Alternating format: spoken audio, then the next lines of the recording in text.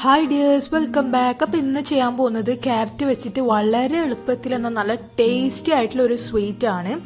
അപ്പോൾ ഇതെങ്ങനെ ഉണ്ടാക്കുന്നത് നോക്കാം. അപ്പോൾ അതിനായിട്ട് ഞാനിവിടെ 2 കപ്പ് പാലെടുത്തിട്ടുണ്ട്.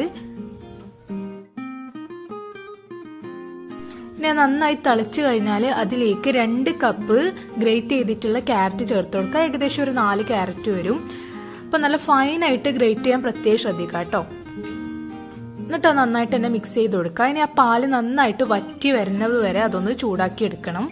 അപ്പോൾ ഇത് കംപ്ലീറ്റ് ആയിട്ട് വറ്റി വന്നിട്ടുണ്ട് കേട്ടോ. ഇത് ഇങ്ങനെ കംപ്ലീറ്റ് ആയിട്ട് വറ്റിയാലാണ് നമ്മൾ ഇതിലേക്ക് പഞ്ചസാര ചേർത്ത് കൊടുക്കേണ്ടത്. അപ്പോൾ ഞാനിവിടെ 1/2 കപ്പ് പഞ്ചസാര ചേർത്ത് കൊടുക്കുന്നുണ്ട്. എന്നിട്ട് ഒന്നും കൂടി മിക്സ് ചെയ്ത് കൊടുക്കുക. അപ്പോൾ കുറച്ചും കൂടി ഒന്ന് വെള്ളം വരുന്നത് പോലെ ഉണ്ടാവും ആ പഞ്ചസാര മെൽട്ടായിട്ട്. അതും കംപ്ലീറ്റ് ആയിട്ട് ഒന്ന് വറ്റുന്നത് വരെ വെയിറ്റ് ചെയ്യുക. ഇനി അതിലേക്ക് 1/2 ടീസ്പൂണ് ഏലക്കപ്പൊടി ചേർത്ത് കൊടുക്കുക ഫ്ലേവറിന് വേണ്ടിയിട്ട്. പിന്നെ 1 ടീസ്പൂണ് നെയ്യ് കൂടി ചേർത്ത് കൊടുക്കാം.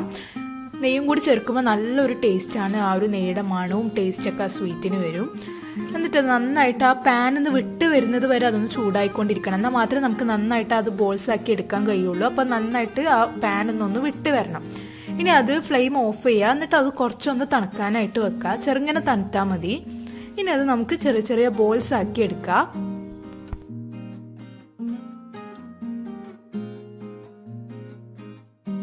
ഇനി ഈ ബോൾസ് നമുക്ക് ഡെസിക്കേറ്റഡ് കോക്കനട്ടിൽ ഒന്ന് കോട്ട് ചെയ്തെടുക്കാം. അപ്പോൾ ഈ ഡെസിക്കേറ്റഡ് കോക്കനട്ട് ഇല്ലെങ്കിൽ നിങ്ങൾക്ക് വീട്ടിൽ തന്നെ ഉണ്ടാക്കിയെടുക്കാം. ജസ്റ്റ് തേങ്ങ ഒന്ന് ചൂടാക്കിയിട്ട് ജസ്റ്റ് ഒന്ന് മിക്സിയിലിട്ട് ക്രഷ് ചെയ്തെടുത്താൽ മതി. അപ്പോൾ ഇതാ നമ്മുടെ സ്വീറ്റ് ഇവിടെ റെഡി ആയിട്ടുണ്ട് കേട്ടോ. നല്ല ടേസ്റ്റി ആയിട്ടുള്ള ഒരു സ്വീറ്റ് ആണ്.